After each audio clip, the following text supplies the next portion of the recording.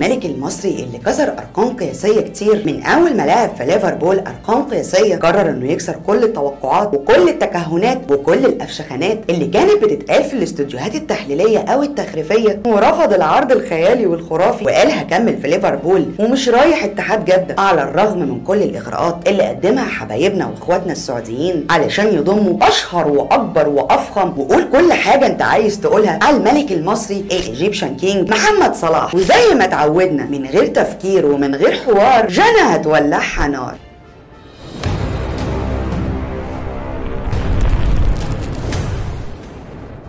طب ندخل في الموضوع ومن غير لف ولا دوران. عايزه ابعت تحيه لاداره نادي اتحاد جده اللي بجد ظهر تقديرهم واهتمامهم بضم فخر العرب، وانا شايفه ان مجرد اهتمامهم ان محمد صلاح يكون ضمن فريقهم وضمن الدوري السعودي اللي اصبح اقوى الدوريات العربيه، ده ليه كل التقدير والحب مني ومن الشعب المصري، طبعا من عم الناس محمد صلاح. المشروع السعودي الجبار اللي شفناه في كره القدم شفناه في انضمام اهم لاعبين في كره القدم، بدايه من كريستيانو مرورا بكريم بنزيما وروبرتو فيرمينيو وكانتي وماندي ونيمار. مجموع اسعار اللعيبه دي يساوي ميزانيه دوله مش صغيره على فكره، ولو وافق محمد صلاح على العرض كان هتبقى ميزانيه دوله اكبر من الصغيره بشويتين. شوف بقى تفاصيل العرض كانت ايه: 180 مليون جنيه استرليني، قصر فخم لعيله الايجيبشن كينج، 3 سيارات لعيلته، يعني ام مكه وعيالها في عربيتين وابو مكه في عربيه، امال هو بيشقى ليه؟ اخيرا شويه فكه بقى 100,000 ريال سعودي على التويتايه على شويه مكافآت فوز، يعني الحسبه ممكن تقفل في ال3 سنين بتوعه 3 مليار دولار. اللي غزني في الترند وخرجني عن شعوري هو جمهور السوشيال ميديا اللي عين نفسه وصي على محمد صلاح. شويه يقولوا له روح امن مستقبلك يا ابني والعب السنتين ولا ال3 اللي فاضلين لك في السعوديه، وشويه تانيين يقولوا له لا خليك في ليفربول علشان تحقق البالون دور، ولما جنى تتغاظ وتتفرس يبقى لازم تطلع تتكلم وتقول علشان تولع الدنيا. الفريق الاول بتاع روح امن مستقبلك يا ابني والعب السنتين ولا ال3 اللي فاضلين لك في السعوديه، فعايزاك تطمن خالص، ابننا مأمن مستقبله وعقده حاليا مع ليفربول 350,000 جنيه استرليني في الاسبوع، يعني في الشهر مليون جنيه و400,000 جنيه استرليني، ربنا يزيده كمان وكمان. شايفاك اللي فاتح بقك هناك انت، وعشان كده انا مش هكمل تفاصيل ماليه. اما الفريق التاني بتاع خليك في ليفربول علشان تحقق البالون دور وتحقق ارقام قياسيه والكلام ده، فاحب اقول لك شويه بطولات من اللي ابننا محمد صلاح حققها. خد عندك، حقق الدوري السويسري مرتين، وحصل على الدوري الانجليزي وكاس دوري ابطال اوروبا وكاس السوبر الاوروبي وكاس العالم للانديه وكاس الاتحاد الانجليزي مرتين وكاس رابطه الانديه الانجليزيه، ولعب في كاس العالم 2018. اما بالنسبه للارقام والجوائز فوقت الحلقه مش هيكفي علشان اقولها كلها، بس سريعا كده: جايزه افضل لاعب صعد في افريقيا في 2012، جايزه افضل لاعب في دوري السوبر السويسري 2013، جايزه لاعب الموسم في نادي روما موسم 2015-2016، جايزه الاسد الذهبي لافضل لاعب في افريقيا في 2017، جايزه BBC لافضل لاعب كره قدم افريقي في نفس السنه 2017،